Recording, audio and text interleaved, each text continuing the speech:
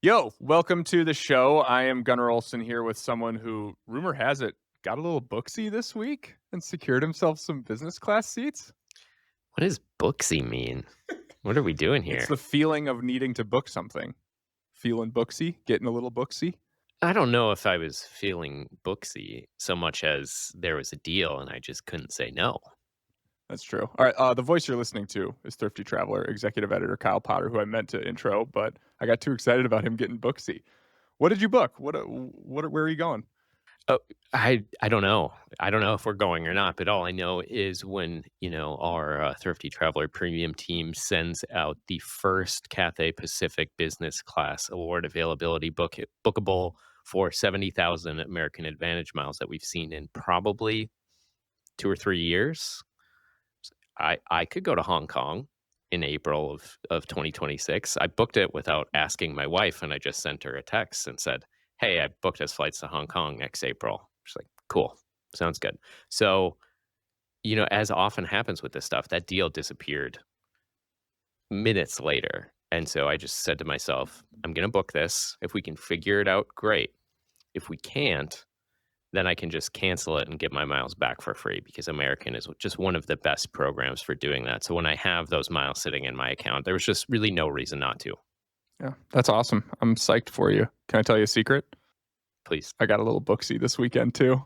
I booked some stuff. I want to tell you about it, but first, I want to tell everybody what's going on with the show today. We're doing another news rundown. There's been so much going on over the past few weeks that we're going to take a few minutes here and get you caught up on all of the headlines we think are important for travelers.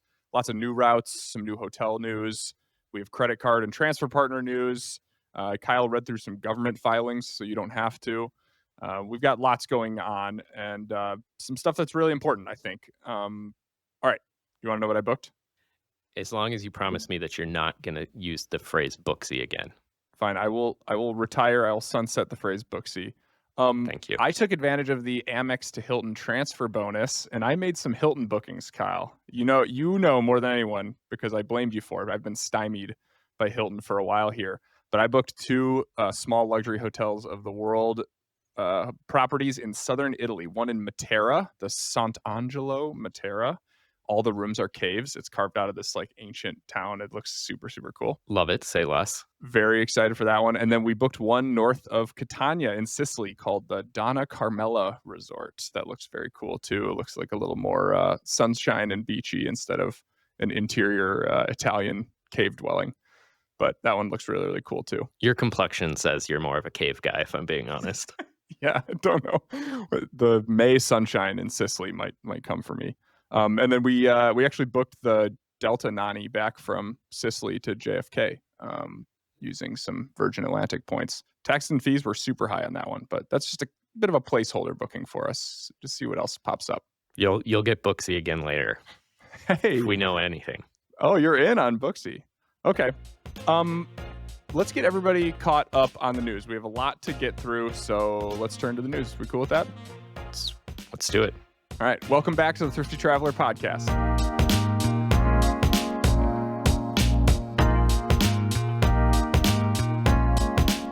All right, let's start with a section about new route announcements. It is new route announcement season for next year's summer schedule. Right about this time every year, we get a bunch of new routes from a bunch of airlines. So, Kyle, explain to me why travelers should care about new routes to begin with. I mean, first of all, who doesn't want to fly nonstop to more destinations in Italy or Hong Kong or even the Caribbean? But more than that, what we always see is that additional capacity, more flights, more seats, flying to destinations like Italy or to the Caribbean or over to Asia or wherever always results in more deals. Now, that doesn't mean that you're going to be able to find, a dirt cheap fare flying Delta's very first nonstop from New York City to Sardinia.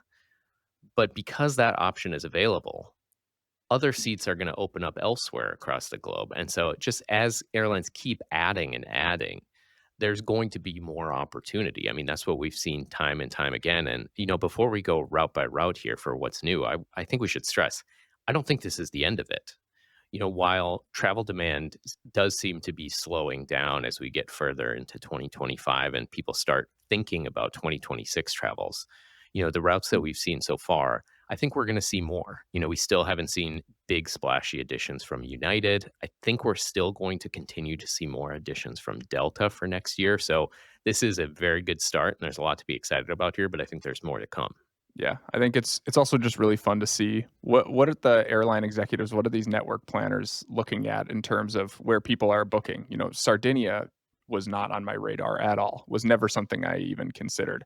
The other one Delta added was more on my radar, but either way, we'll talk more about some of those specific ones in particular. But like you said, more to come. Definitely stay tuned to the news because that's the best way to find some good award space and things like that. Okay, in order to talk about these routes, I've created a scale. It's called the Gunnar Olson New Route Stoke Scale. Okay, it's a simple 1 to 5 scale, but it's never that simple with me. It Kyle. never is. Okay, so number one, I'm calling this the courtesy emoji. Okay, so this is the lowest level. This is the least important. When I put news of this route into the Thrifty Traveler Slack, John, our resident emoji expert, he'll just throw an emoji on there. There's no reaction to it. It's just a courtesy like, Gunnar, you did the bare minimum amount of work here. Here's an emoji for your time. Thank you so much. All right, that's number one. Number two is called It's exactly what it is, right? You're interested, not sure if it's for you, not sure if it's for anyone, but it's a new route, and new routes are new routes. Like that. Okay, number three is called I see you, right? It's a maybe, like you're intrigued. It's nice to have. You're not going to book it right away. Can I pause you and ask, how many work hours this week did you put into coming up with this scale? No comment. We'll talk about it in my review. Number four, the next highest, okay, is called monitoring the situation. All right, this is much more serious. You're counting up your points. You're ready to book, but you're being sober about it, right? You're not getting too booksy. You're not getting out over your skis, if you will. And then number five, the highest level, is called sending my wife an uncalled for urgent please call text message. This is, forget dog sitters, forget childcare, forget my ongoing employment. We're booking flights and we're asking questions later. This is the most important new route news. Checking account balance, be damned. Do you like my scale? Sure. Okay. All right. Are you ready? You're going to have to use the names. I'm not allowing just the numbers. I need you to use the name and the number when you classify all of these new routes. The first one, Aer Lingus, flying from Raleigh to Dublin starting in April. Where's this on the scale? I'm going to give this a 2, which is a Aer Lingus has expanded a lot within the last just couple of years. They've added a lot of nonstop routes, but increasingly where they're adding nonstops to Dublin are to second or even third tier airports that don't get a lot of, if any, other international service. And this one is interesting. It's not personally for me because I don't need to, get myself to Raleigh in order to fly to Dublin. We have a nonstop on both Aer Lingus and Delta here from Minneapolis. But this is interesting because this is a perfect example of how airlines can and are using these ultra fuel efficient narrow body planes, that in this case the Airbus A321 XLR, in order to fly routes that otherwise wouldn't work with another plane. So this is just really promising, not just for the people of Raleigh, but for travelers who want to get to Ireland in smaller cities from across the country, because it may only be a matter of time before Aer Lingus adds another pin. Yeah, that's smart. And last year Aer Lingus did this with Indianapolis, which people in Indianapolis might be shocked to hear that news. And then the year before it was Cleveland, and they just keep targeting these secondary, even tertiary cities, and they just want to be the airline that flies you to Europe, and for Europeans who need to go somewhere specific, the opposite. So interesting model there, and they're really, really targeting these smaller cities. Who's next? I think Omaha, 2027. Yeah, at this point, I don't know that we can rule anything out. Yeah. Okay. Next new route, Delta to Sardinia, starting in May. We just talked a little bit about this one. Where are you on the scale? I think we have to loop this in with the other recent addition from Delta, which is to Malta. Both of these routes from New York City, JFK, and most importantly, both of these routes, the byproduct, allegedly, of a public vote. So Delta pulled you just got to give Delta credit for some very, very crafty, creative marketing. They held a public vote, or at least that's what they called it. And they said that you could vote on to pick the next transatlantic destination. And they gave people the choice of Malta, Sardinia, or Ibiza. And the voters chose two of three. Delta said that the Sky Miles members chose Sardinia and Delta employees chose Malta. So not just creative marketing, but also a creative final solution for which one to pick.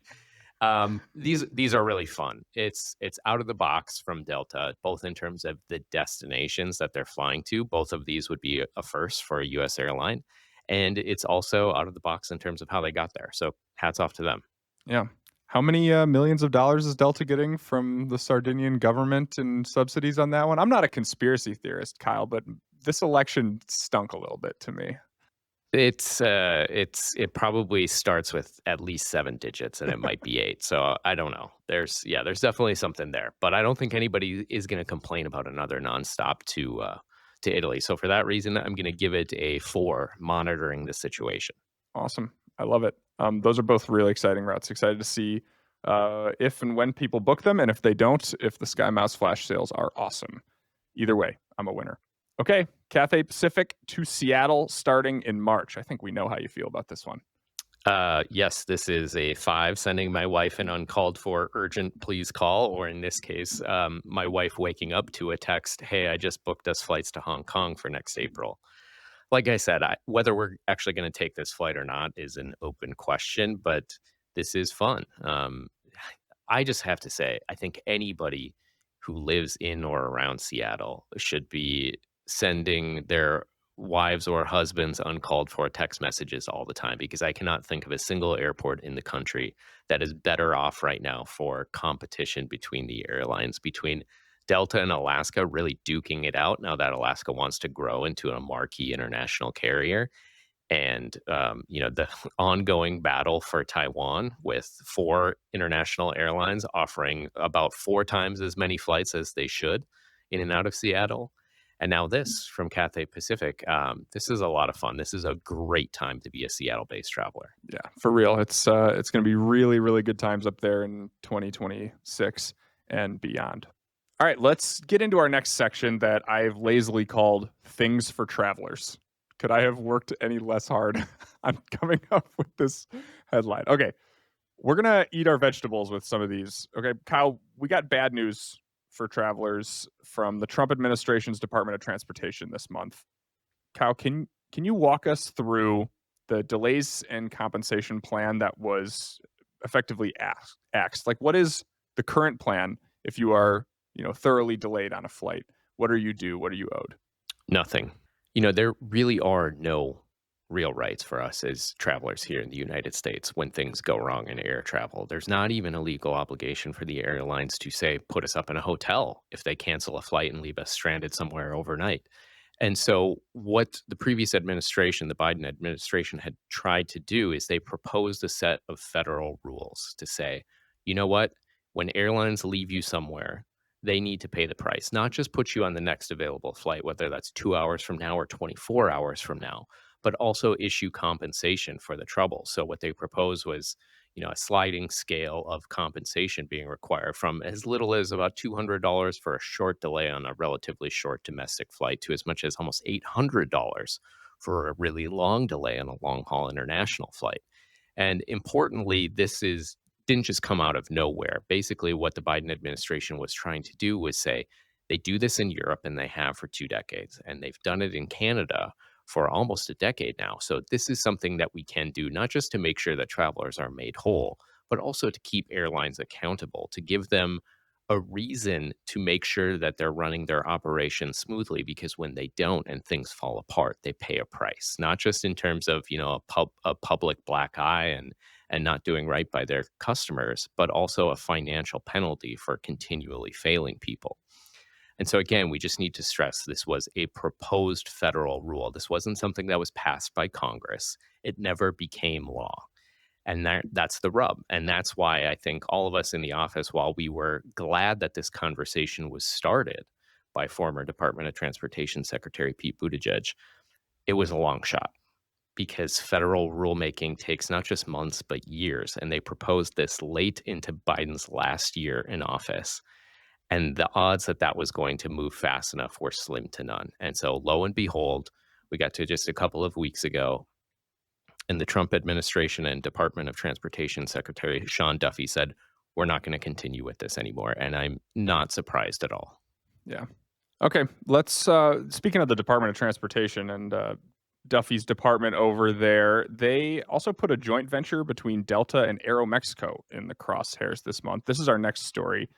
Basically, they're requiring that these close partners scale back their partnership by January 1st. They said that Delta and Aeromexico were squatting on takeoff and landing slots at Mexico City International Airport, giving Delta an unfair edge versus its US counterparts. Um, for those who don't know, basically a joint venture is just the closest kind of airline partnership. It means that Delta and Aeromexico can collaborate on schedules and fares. And it allows them to act as like one airline coordinating all of these things together. Without the joint venture, they can still code share, meaning they can, people can book each other's flights with their websites. Importantly, like you can book an Aeromexico flight using SkyMiles still.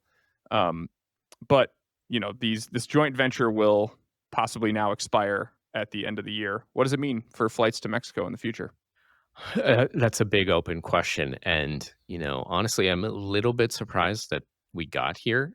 This saga has been going on for a year and a half or more now. And, it wavers back and forth between, the DOT is going to shut this down to, oh, no, they say it's going to be okay. And Delta and Aeromexico are going to be able to continue using this joint venture. So I still don't know for sure whether this is the final answer that yes, this has to end. It's going to end January 1st. And therefore, what does that mean? But if that's the case, I think there's no question that this is going to result in Delta and Aeromexico scaling back some of their nonstop service across the border between the United States and Mexico, because these kinds of relationships are just so integral in helping airlines make sure that these new routes work. So just basically 2 years ago, Aeromexico went on a tear and added more than a dozen different nonstop routes from the United States into Mexico City, as well as a handful of other smaller cities like Monterrey and Guadalajara and a couple others. Are all of those going to be continue to be workable when they can't coordinate with Delta and make sure that, Delta passengers can connect from, let's just say, Raleigh to Atlanta and then onward to Monterrey? I don't know. I think that's the open question. And Delta and Aeromexico have said that, as many as 24 routes could be at risk if this joint venture is shut down. That's probably bluster. That's probably them trying to play hardball. But no question there are going to be some costs. Yeah. And, honestly, if Delta and Aeromexico can't fly some of these routes, does that guarantee that the Mexico government is going to gift those slots to American and United and JetBlue? Like, I don't really think that that's going to be the case. So there's no guarantee here that we're getting more and better competition in the U.S. because of this ruling. All right, let's do some good news. Put a smile on, Potter, because we have a Google Flights basic economy filter. We've been begging for it for years. Tell me, where were you when you found out about this news, and how excited are you for it? I was in London and I didn't care. If you want my honest answer. No, this has been a long time coming. We honestly, honest to God, Thrifty Traveler has been hounding Google Flights and the people at Google for years. Why don't you have a basic economy filter? Why don't you have a basic economy filter? And we basically got crickets. And then one day in April, it just appeared out of nowhere. And Google really refused to say anything about it, but it was clear that they were testing this out to see if travelers wanted it. And I think the answer was an unequivocal yes, because, around about the start of September, give or take, Google announced that this is for real, that this is expanding. It is going to be a fixture of Google Flights. People can, if you love basic economy, you can still default to show those cheapest, stingy fares in your Google Flights search results. But if you don't want to bother with seeing that lower price, only to click through and see that the main cabin standard economy fare you want is actually $80 or $220 more, you can exclude those from your search results altogether. So this is a big win-win, and it is going to be an ongoing feature of Google Flights. Yeah. Notably, this works for flights within the U.S., Canada, and the U.S. territories to start. Hopefully someday they expand it and make it a little bigger. I think there's just a lot of weird fares out there and a lot of weird airlines that Google is maybe not quite ready to do this for, but this is an awesome start. Great news for travelers who use Google Flights, and all travelers should be using Google Flights. We have a lot more news to get to, but first we're going to take a quick break. All right, you're already listening to the podcast, which means you're already getting ahead on your travels. But staying up on the news is also crucial. And the best place to find the news is from the people who are breaking it. Kyle, how do you recommend people get the best news? You should sign up for our Daily Beat newsletter at thriftytraveler.com/dailybeat. Every Tuesday through Saturday, we're going to send you the best stories of the day straight to your inbox. You know what we say, Kyle? When the news breaks, we fix it, right? We've never said that. Okay, back to the show. All right, we're back with a section that I'm calling hotels. Do you like it? You are really putting your back into these section titles. All right, the first news story in the hotels section today. The Park Hyatt Tokyo, Kyle, which has been shut down since May 2024, will reopen on December 9th, Hyatt announced last week.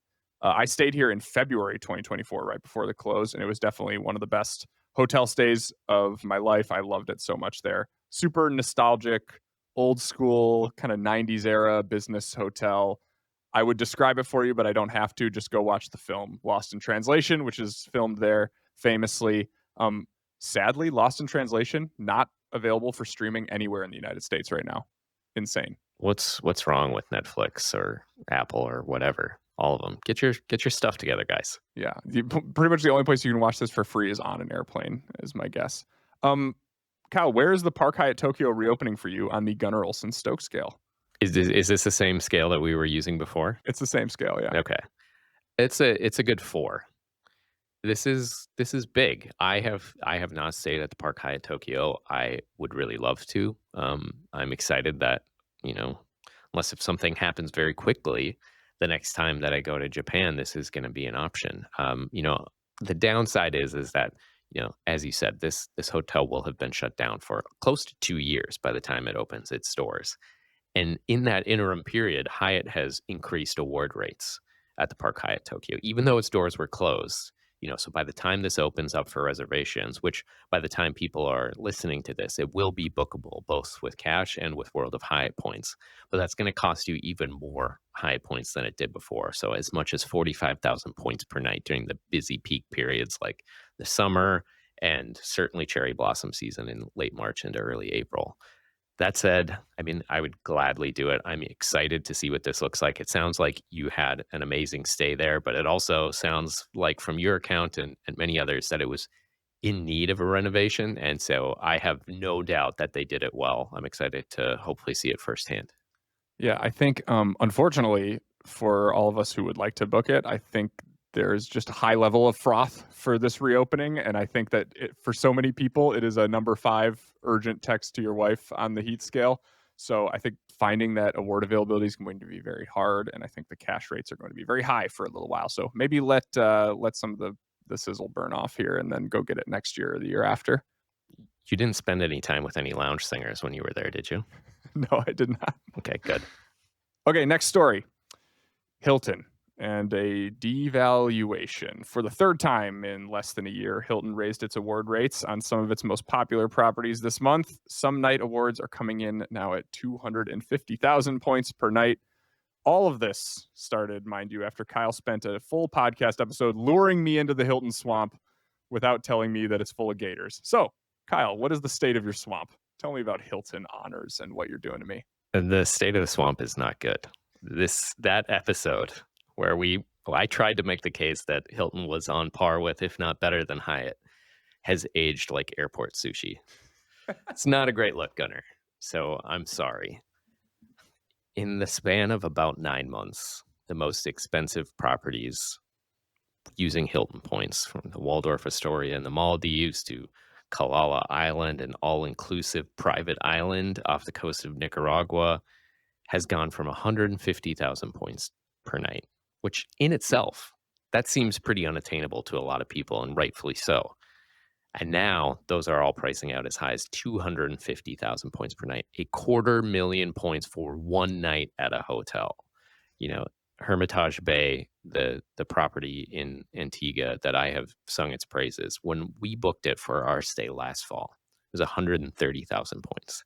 Today it's 230,000 points.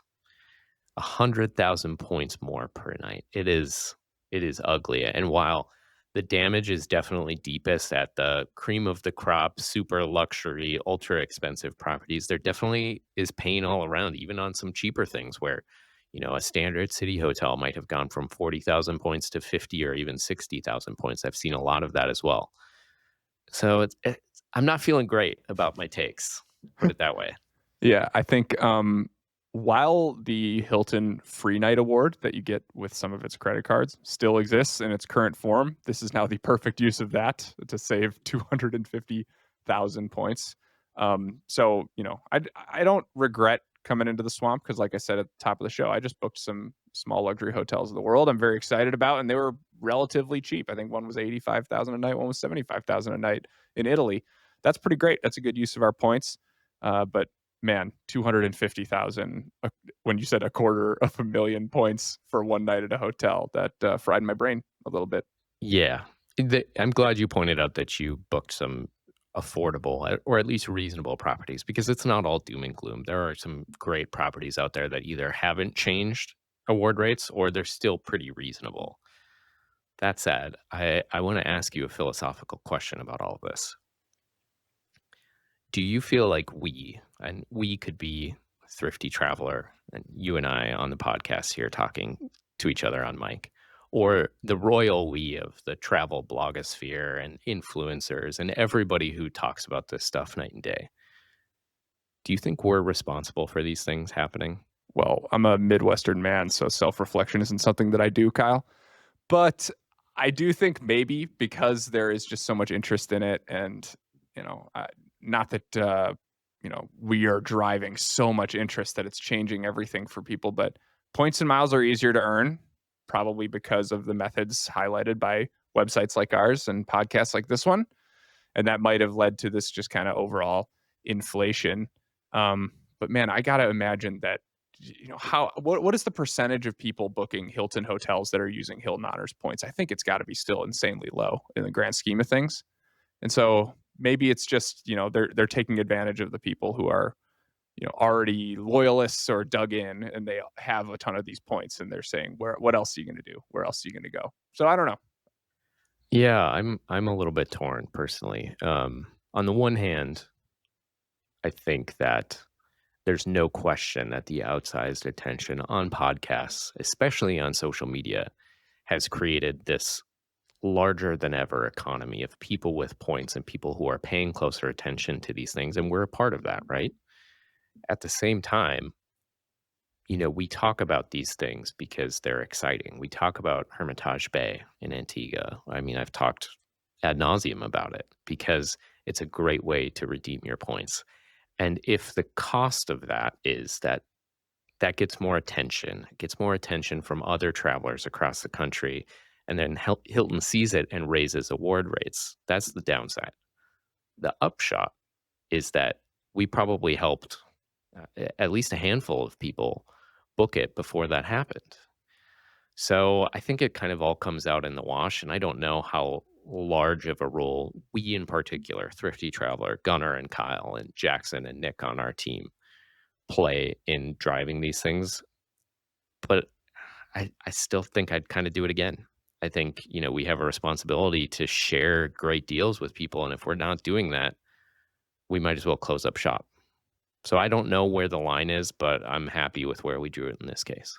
Yeah, good point. Okay, the next hotel we're focusing on, they have no use for your points. You cannot use your points to book a White Lotus hotel, and that's because they are fictional.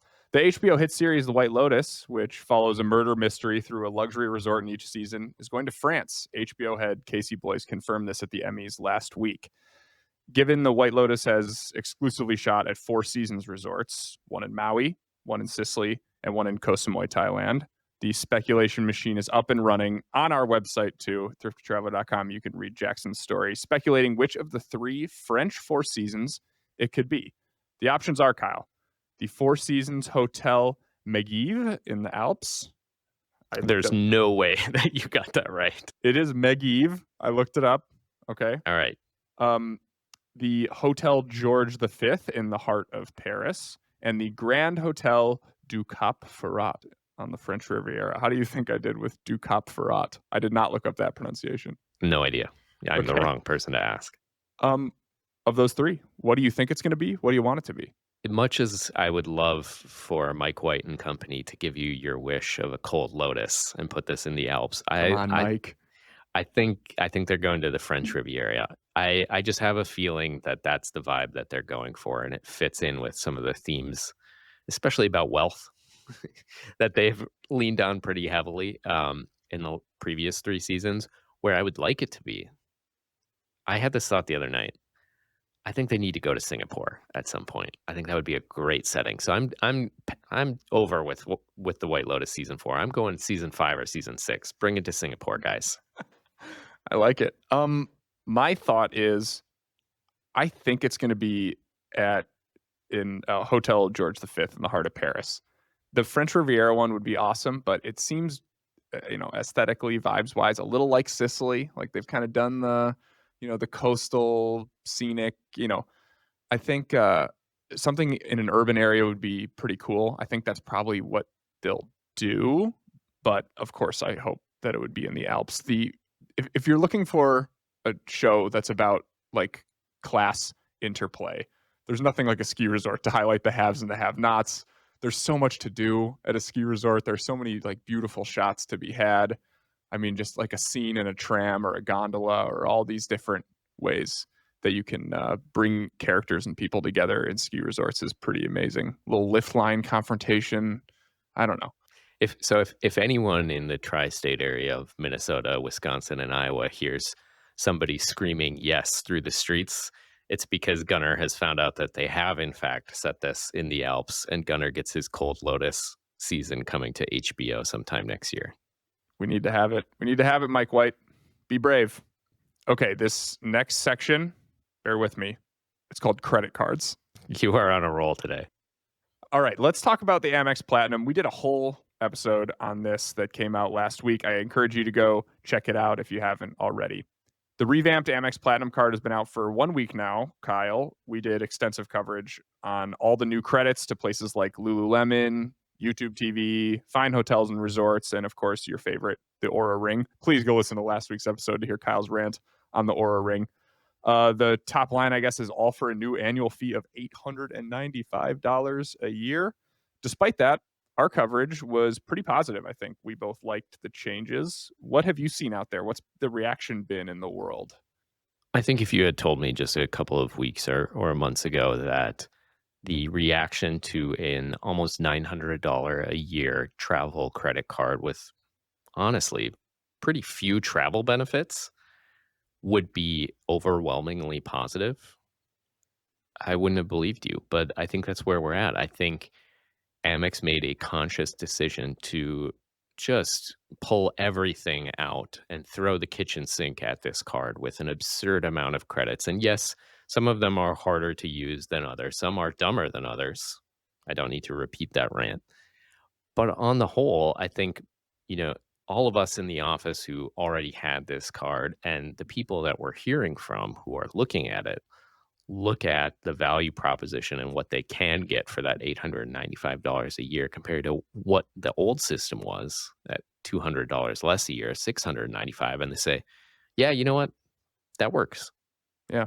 I'm keeping mine. I liked it. I like the changes. I'm going to be able to make use of a lot, if not all of those credits. Even as I told you, my wife found out about the Aura Ring credit. So guess who's getting an Aura Ring in the family coming up? Congrats, Megan. I'm really happy for you. All right, let's move on to a competitor of the Amex Platinum. So when Chase announced its new Chase Sapphire Reserve earlier this year, Amex stomped on the announcement with their own vague announcement of this new Amex Platinum that we got last week. So when Amex launched the new Platinum card last week, wouldn't you know it, Chase dropped us a little press release, its own little news bump, adding another $250 hotel credit to the existing $500 hotel credit. It already rolled out a few months ago. There are some strings attached to this extra $250 though, right? Yeah, two really important ones. One is that this is a one-time thing. Unless if Chase decides at some point next year, you know what, we're going to do this in 2027 too. But as it stands right now, this is only going to be available to Chase Sapphire Reserve cardholders in 2026. And it's only going to be eligible at a handful of different chains booking through the Chase travel portal, including IHG, Virgin, Omni, and a couple others. And like the existing credits on this card, it requires a 2-night stay in order for that $250 credit to kick in. And so at the same time, Chase made, I would say, a relatively important change to the longstanding ongoing credit for the edit hotels. So rather than giving you one $250 credit to use from January through June and another to use from July through to December, they're now saying starting in 2026, they're still split up into two, and you still have to book at least a 2-night stay in order to use them. But you can use those two back to back. So on January 1st, you can use one credit to book one hotel stay and one credit to book another and use up all $500 in two quick transactions. That's not nothing. I think the question is whether it's enough. Yeah, especially compared to what the Amex Platinum just did. If you're not already a Chase Sapphire Reserve card holder, will this put you over the edge? I'm not quite sure. Yeah, this to me says two really important things about where things are at in this kind of broader premium travel credit card market. One is that clearly this competition is incredibly cutthroat, that just like they did earlier this summer, Amex and Chase are basically falling over each other to try to position themselves as the premium travel credit card. And two, this doesn't happen very often. I mean, we are not even 3 months past Chase unveiling the first big update on its flagship travel card. And 3 months later, they're making some pretty substantial changes. That just does not happen. And so that to me says that the refreshed, the revamped Chase Sapphire Reserve card is not going as well with their members as they hoped it would, and they need to make some changes in order to try to make it resonate more. I should note that I spoke with Chase as they were kind of previewing this news, and they insisted that no, all of their metrics are looking good and that they are just listening to card member feedback and that they'll continue to make these kinds of changes. And whether you believe that or not is up to you. Yeah. If you want a premium credit card, it is the most interesting time to take a look at all of your options. And the option we did not mention here would be Capital One's version, the Capital One Venture X. And Capital One also made some news this week. This is our next story here. It added to its already stellar list of airline and hotel transfer partners this week, bringing the total number of partners to 22. The new ones are, and I'm going to need you to Stoke Scale, Gunnar Olson Stoke Scale, trademark these transfer partners as I read them, okay? A 1-to-1 transfer ratio to Qatar Airways Privilege Club, part of the Avios program, which allows you to combine BA, Aer Lingus, Finnair, Iberia, and more points. How do you like that one? I'll give it a 2. Next. A 1-to-2 transfer ratio to I Prefer Hotel Rewards. That is preferred hotels. They have some brands like Pendry's and some Virgin hotels. Honestly, can't say I'm that familiar with them. I have never dug into the I Prefer program. I've done 0.0 hours of research on this one. How do you feel about I Prefer? I have done 0.2 hours of research into I Prefer. I know that there is some value here, and the fact that Capital One miles will transfer on a 1-to-2 ratio, so 1,000 points gets you 2,000 I Prefer points, is potentially promising. So I'm going to give it a 3. I see you. It's just going to require some further research. This is not one that I think is going to be a huge needle mover, but it could work for some people in the right circumstances. Okay, and finally, Capital One Venture Miles transfer now to Japan Airlines Mileage Bank, a 2-to-1.5 transfer ratio weight with a limited time 30% transfer bonus, bringing the new ratio to a mind-numbing 2-to-1.95 points transfer ratio. Gunnar, my head hurts. This is Japan Airlines' second U.S. transfer partner after Bilt Rewards. Because it's kind of new, I also haven't really dug much into this program yet. How do you feel about it? Can I do like a 4.5? You can. I like draft a text but not send it yet. I don't know what we would call this. I mean, we know that Japan Airlines mileage program can be very good. Important. There's two primary reasons for that. One is that Japan Airlines, like many other airlines out there, gives their own mileage program members access to much greater award availability than they do to partners. So while it can be hard to book a Japan Airlines business class seat from the United States to Tokyo for 60,000 advantage miles each way, you're going to have a much easier time finding those flights using Japan Airlines' own mileage program because they just get much better award availability. And two is that when you find that award availability, it's as low as 55,000 miles each way and pretty reasonable on the cash surcharge side. It's in the neighborhood of about $150 each way, a little bit more if you're flying back from Tokyo versus from the United States over to Japan. I mean, if you can book a business class seat for 55,000 miles, especially on one of those new planes flying from Dallas Fort Worth, New York City, and most recently LA, that is a screaming deal. It is still pretty difficult to find that award availability, even though there's more of it when booking through Japan versus American or Alaska. But they also have different tiers of awards that are available at a slightly higher price. So it's much easier to find it for 75,000 miles each way. So I'm excited about this. I think there's a lot of promise here. I think we need to dig a little bit deeper into whether there's going to be promise for using Japan Airlines miles to book other one world carriers like American or Alaska. But I got to ding some points for this absurd transfer partner ratio and bonus, 2 to 1.95. It would I can't do math. I used a calculator. It basically means take the number of miles that you have and multiply it by 1.02. See, the fact that that's what it comes to is ridiculous I was going to quiz with you. that transfer bonus. So just don't do this stuff, guys. Just make it 1 to 1 or 1 to 2, or 2 to 1, whatever you have to do. Just make it a clean, even number and stop driving me insane, please. I was going to quiz you on what 55,000 JAL Mileage Bank, also not the best name, JAL Mileage Bank points would be in Capital One, but I won't do that. I You don't think have it's to do 50s, it's 57 and change. And one of the redeeming features of this is unlike every other major bank out there with transferable points currencies, Capital One allows you to dial in your transfers in increments of 100, which is really nice. And they also, generally speaking, will help you calculate exactly how many miles you need to transfer in order to get X number of points.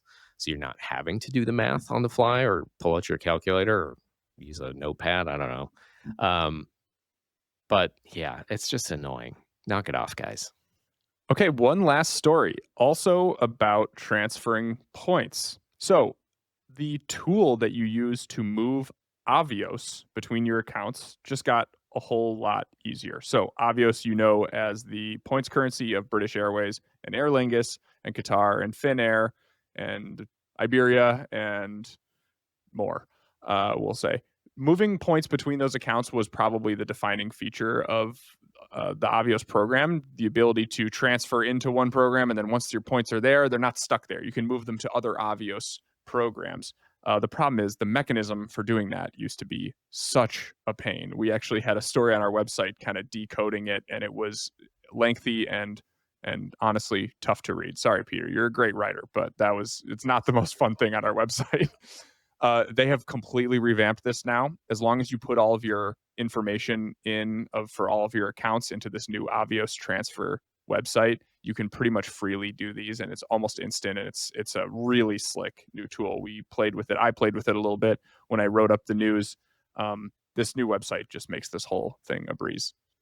I haven't used it myself, but man, this was long overdue. Like you said, the ability to transfer Avios between British Airways and Iberia and Aer Lingus and Finnair and Qatar Airways is really unique in the world of points and miles because the cardinal rule of miles is you can't transfer miles from one airline to another. You can transfer credit card points to different airlines, but once they live in an airline account, they are stuck. And even if you have a partner airline, like you can't transfer Delta Sky Miles to Virgin Atlantic and vice versa. But this relationship between this group of European airlines plus Qatar of all airlines breaks that rule, and it's really great. But it was a hassle to especially have to log into Iberia's site and then try to transfer your Iberia Avios to use them instead through Finnair, which meant you had to send them to British Airways first. But oops, that's not working because that website is down half of the time. I mean, it really was just a technological nightmare, like many of the like British Airways and IAG Group airline family websites. So this is a great, great improvement. Yeah, awesome news. Is that a good catch up? You think everyone's good on the news now? Let us know at podcast@thriftytraveler.com whether you are sufficiently caught up on the last few weeks of travel news. Okay, Kyle, I honestly lost track of whose turn it was to put who on the spot, so I just picked myself to put you on the spot. You all right with that? I'm also going to demand a recount for this, I think. Okay. When we first started doing interviews on this podcast, I asked you and John the same simple question, and we thought it would be a recurring one for all of our guests, and it kind of fell off.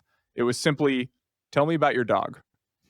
And considering you have a new, sweet, albeit temporary family member in the house, tell me about your dog. Well, we still have Mika, who is the light of our lives, but she has a temporary foster brother named Fonzie, who is just adorable. He's like comically cute. I have no idea what kind of dog he is. He's probably like part coonhound, part Australian shepherd, part something else. But yeah, he's just an awesome little dude. The only thing he likes more than barking and playing and running around our yard is taking naps. So he'll like play for like 30 minutes and then nap for 2 hours. It's incredible. And he's probably 3 months old, maybe less, almost completely potty trained and sleeps through the night in his kennel. It's a dream. We might have to include a photo of Fonzie and yeah, someone come adopt this dog. It's a beautiful, beautiful looking dog that seems to have put a lot of happiness in your home over the last few Always. days. Okay, Kyle, I'd like to do one thing as I close the show here today, and I wanted to take a second to dedicate this episode to my grandma, Katherine Olson. She is Grandma Katie to me. She passed away Sunday night at the age of 87. We're all a bit torn up about it in the Olson and Hodgson families, but I've also smiled a ton remembering her lately. She's just a loving matriarch to a huge close-knit family. She wrote and recited a poem at each grandkid's wedding, including a hot air balloon themed poem at my own wedding. That was absolutely beautiful. She was an accomplished botanist among many other pursuits. She had an all-time laugh, and trying to make her laugh was one of my favorite things to do. She also played no small part in my love of travel. She and my late grandpa would take every cousin of ours to Washington, D.C. when they turned 10 years old. It was a family tradition. And what I remember about that trip was just what a dynamo she was. We rented bikes and crisscrossed that city 10 times over in 3 days. We saw everything that there was to see and then some. I think she just downloaded the DC Board of Tourism website and we just hit it all. It was an unbelievable map. If you could have traced our path through that city, we skipped nothing. And I learned a ton at an age where I was not into learning anything at 10 years old. So we flew US Airways from Chicago to DCA on that trip. And on that flight, I remember leafing through the US Airways magazine with my grandma and going to the back page, as I always did in these magazines, to see the route map. And she and my grandpa explaining to me what a hub and spoke network was based on, I was like, why do all the flights go to the same 3 airports? It was just a fun memory of my Grandma Katie. And anyway, I just wanted to send my love to Grandma Katie and the entire Olson and Hodgson family this week. Thanks for letting me do that. What a special woman. Yeah. That's amazing. I'm really sorry for you and your entire family's loss, but clearly she has made her mark on you and the rest of your family. Yeah. Thanks for letting me have the time there. And thank you all so much for listening to the Thrifty Traveler podcast. Rate us 5 stars on your podcast platform of choice if you would, and like and subscribe to the show on YouTube. We've been having a lot of fun on YouTube, and our videos keep getting better and better. Send this episode to someone you know who needs to catch up on the news and who needs to take a vacation. If you have feedback for us, send me a note at podcast@thriftytraveler.com. We would love to hear from you there as well. Kyle, tell us about the team. This episode was produced by the excellent Erica Kamrowski and your favorite host and proud grandson of Grandma Katie, Gunnar Olson. It was edited by David Strutt. Our theme music is by Benjamin Tissot. See you next week. See ya.